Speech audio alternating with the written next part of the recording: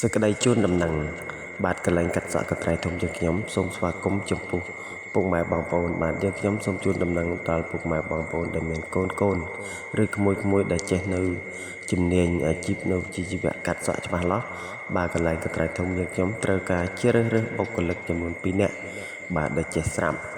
បាទហើយយើងខ្ញុំក៏មានទទួលបុគ្គលិកថ្មីដែលមិនទាន់ចេះសោះអាចតំណែងមករៀនមកសិក្សានៅកន្លែងយើងខ្ញុំបានហើយសម្រាប់បងប្អូនពុកម៉ែបងប្អូនដែលមានកូនក្មួយដែលដឹងថាកូនក្មួយចេះនៅជំនាញនៅអាជីពវិជ្ជាជីវៈកាត់សក់នេះបាទសូមកុំភ្លេចអាចតំណែងមកទីតាំងយើងខ្ញុំបានបាទយើងខ្ញុំកន្លែងយើងខ្ញុំមានទទួលកាត់សក់និងបង្រៀនកូនជាងផងដែរហើយសម្រាប់បងប្អូនដែលនៅតាម